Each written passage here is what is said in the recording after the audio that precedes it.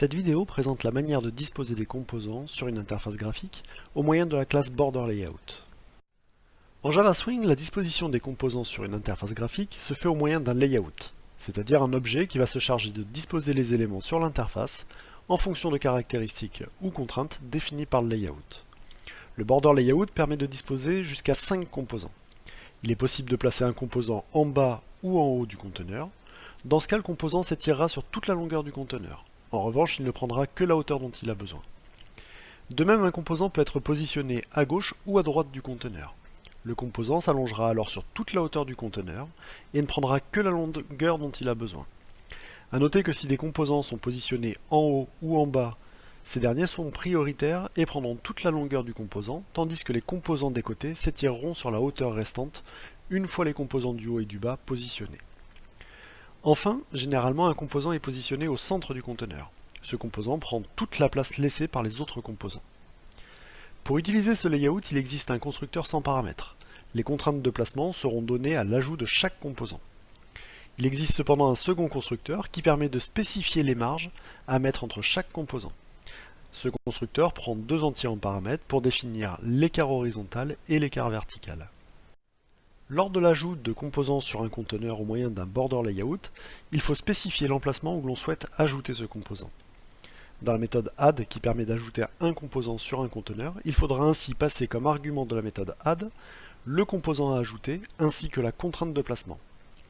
Les différentes contraintes de placement sont matérialisées par des statiques finales dans la classe border layout.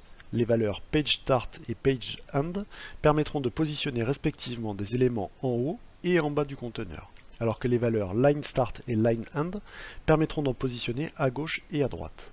Enfin, la valeur center sera utilisée pour placer le composant au centre. Voici un exemple d'utilisation du border layout. A noter que pour l'exemple, nous avons créé une méthode statique GenerLabel qui nous permet de créer des composants de type JLabel pour afficher des libellés numérotés par ordre de création et entourés d'une bordure pour montrer leur place sur l'interface. Dans cet exemple, le conteneur dans lequel nous allons ajouter les composants est un JPanel. Nous lui passons en argument le border layout que nous souhaitons qu'il utilise pour disposer les composants dans son espace. Nous ajoutons ensuite à ce conteneur 5 composants. Le premier composant est ajouté en haut de l'interface. Pour cela, au moment de l'ajout, nous passons comme second argument de la méthode add la valeur pageStart. Nous ajoutons également un deuxième composant en bas du conteneur en utilisant la valeur pageEnd. A noter que ces deux composants s'étirent sur toute la longueur du conteneur.